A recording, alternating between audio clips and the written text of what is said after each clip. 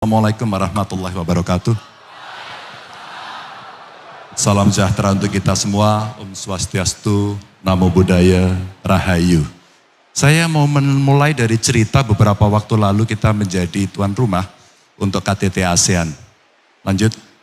Di KTT ASEAN ini ternyata nama Indonesia betul-betul sangat dipercaya. Sebelumnya adalah G20. Maka kalau kita melihat, lanjut, kita akan menunjukkan kepada dunia bahwa Indonesia adalah negara terpercaya yang berada dalam track yang benar. Optimisme ini mesti dibangun. Tentu ada mimpinya seperti yang ada di situ. Mimpinya apa? Menuju 2045, 100 tahun Indonesia, atau kalau mundur-mundur di 2050, setidaknya ekonomi kita akan melompat dari 17 rankingnya menjadi 4. Itu akan bergantung kita dan yang duduk di depan saya. Kira-kira itu. Dan kira-kira teman-teman, kita punya PR yang tidak gampang. Apa itu climate change? Yang kemudian kita mesti betul-betul berpikir sangat-sangat serius. Sangat serius pada persoalan ini. SDM kita tidak unggul, gak akan bisa kita tangani. Anggaran kita tidak cukup, tidak bisa kita tangani. Kepedulian tidak ada, no way. Tidak akan bisa tertangani.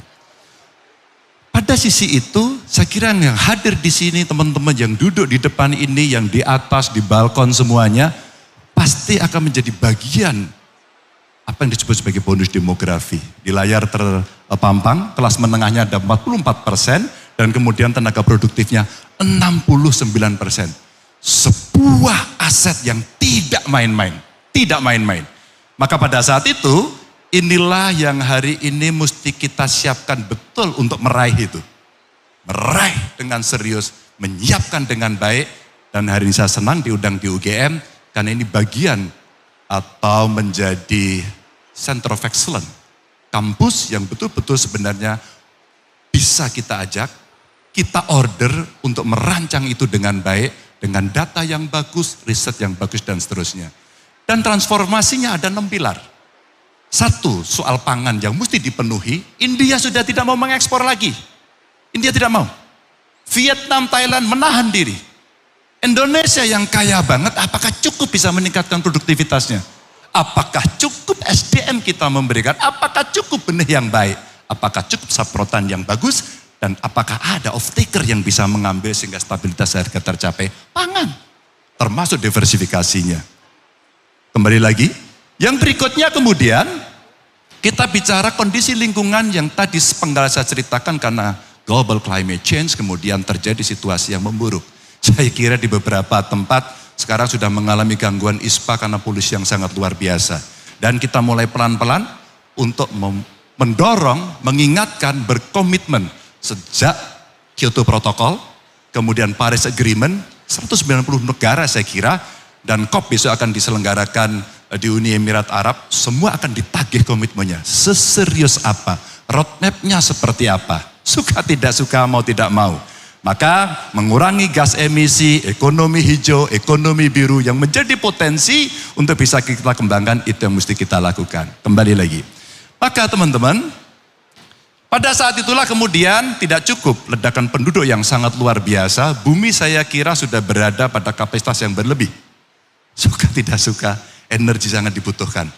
Tapi energi yang mencemari, rasa-rasanya, oke bro, metal dulu bro. Yes. Energi yang mencemari pasti sudah akan ditolak. Pasti sudah akan ditolak. Tapi yang renewable yang mana? Apakah sudah cukup? Panel surya-nya sudah cukup belum? Tenaga anginnya sampai di mana? Ya enggak? Geotermanya sampai di mana? Ini hari yang menjadi PR dan ada 2 senario besar. Senario moderat 2034 kita 31,8%. Di 2029 kita 23,5%. Tapi kalau mau skenario optimis, kira-kira 2034 kita berada di 56,9%. Berat, tapi kita harus lakukan. Suka tidak suka, no choice. Ini yang akan terjadi. Kembali lagi, maka pada saat itulah percepatan yang harus dibangun itu tidak cukup mengandalkan hanya human. Kita butuh alat. Kita butuh alat. Apa instrumen yang bisa membantu? Artificial intelligence, Dunia digital yang infrastrukturnya mulai disiapkan sejak sekarang agar di remote area pun menjadi fair. Ada keadilan yang mereka terima sehingga dia bisa mendapatkan itu. Dan kalau itu bisa berkembang sampai dengan ekonominya, bahkan sampai ekonomi digital itu ada potensi yang bisa kita baca. Saya coba mencari teman para pakar untuk menghitung 4.531 triliun. Tentu tantangannya sudah kelihatan, infrastruktur, literasi digitalnya yang mesti dipenuhi dan akselerasi yang mesti kita lakukan. Kembali lagi, maka teman-teman, Bapak Ibu sekalian, energi sudah, digitalisasi sudah, maka pendidikan dan kesehatan. Tugas negara, tugas pemerintah adalah ngurusi orang sejak ibu hamil, sejak kita masih dalam kandungan, sampai terlahir, kemudian meninggal. Negara mengurusi semuanya yang ada di situ. Maka modal manusia sehat, modal mereka yang sehat lahir batin adalah yang utama. Adalah yang utama. Teman-teman, kalau itu kita sudah punya, gak ada stunting, maka pertumbuhan jiwanya bagus, fisiknya bagus, otaknya bagus. Begitu dikasih pendidikan bagus, mereka akan mendapatkan itu. Pendidikan dan kesehatan yang baik. Dan kalau itu sudah berjalan terus menerus, maka kita bisa lihat, lanjut yang tadi dari pendidikan, maka kita bisa lihat kondisi ya bidang kerja yang tidak sesuai sekarang 53,3%. Ini orangnya kreatif, terlalu punya talenta tinggi atau salah jurusan. Ini yang terjadi. Upah di bawah UMR masih 49, maka hari ini menjadi PR yang nanti mesti kita bereskan. Dan tingkat pengangguran terbuka masih 5,83%. Maka job creation yang hari ini betul-betul kita butuhkan. Sekolah vokasi, investasi dan hilirisasi yang mesti kita lakukan. Dan dari tenaga kita optimalkan sendiri. Kecuali kita tidak mampu, mari kita kolaborasi. Tapi transfer of knowledge, transfer of teknologinya mesti dilakukan.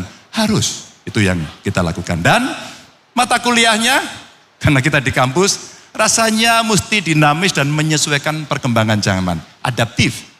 Bu Rektor, saya kemarin menyampaikan pada teman-teman, rasanya MKDU-nya ditambah. Tidak hanya kemudian kita bercerita yang sudah ada, plus pelajaran digital.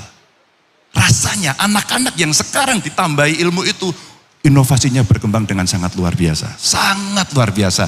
Maka menjemput hilirisasi yang akan dilakukan, mesti disiapkan SDM-SDM yang unggul. Kembali. Kalau kita melihat seperti itu, ini semua berjalan dengan baik. Tidak akan bisa berjalan mulus-mulus saja kalau penegakan hukumnya memble, korupsinya jamaah, dan sistem kemudian tidak bisa mengakomodasi itu. Akhirnya, bocorlah di mana-mana. Ini problem yang kemudian mesti kita tangani. Kita lihat saja, kalau dari grafik yang saya munculkan itu, antara yang orange dengan yang biru, berapa kasus dan berapa tersangkanya. Tapi, menghukum tidak cukup. Mencegah jauh lebih baik. Maka memberikan pendidikan anti korupsi sejak dini rasanya menjadi sebuah kewajiban. Membangun integritas sejak dari dini. Dan tantangannya, kebiasaan korup, kebijakan korup, sistem aturan korup, dan praktek yang korup. Saya kurung di dalamnya. Apa karena aktor, regulasi, atau kelembagaannya. Ini yang kemudian menjadi kita tata, sehingga penguatan aparat penegak hukum mulai jaksa, KPK, dan kepolisian is a must. Termasuk reform di masing-masing kelembagaannya. Kembali lagi. Maka teman-teman, kalau kita melihat dari ini, next. Ada 3 fondasi melipat gandakan anggaran untuk mengcover itu, melakukan digitalisasi di dalam dunia pemerintahan agar lebih cepat dan membasmi korupsi. Ada regulasi, sistem dan kelembagaan, dan aktor yang harus dilakukan. Terakhir, maka ingin saya sampaikan bahwa lanjut, ada 7 yang kemudian mesti kita sampaikan. Membangun SDM produktif sebagian tadi saya sampaikan, stabilisasi harga pokok yang mesti kita lakukan, dan kemiskinan mesti dihapus setidaknya yang ekstrim mesti nol. Kerjaan sudah dimulai. Memperkuat jaring pengaman sosial sampai dengan hilirisasi menuju industrialisasi kelasnya dunia. Dan tingkatkan nilai tambah infrastruktur yang hari ini sudah dibangun oleh pemerintah sebagai fondasi yang kuat. Dan mari kita kembalikan alam Indonesia jauh lebih baik. Terima kasih. Wassalamualaikum warahmatullahi wabarakatuh.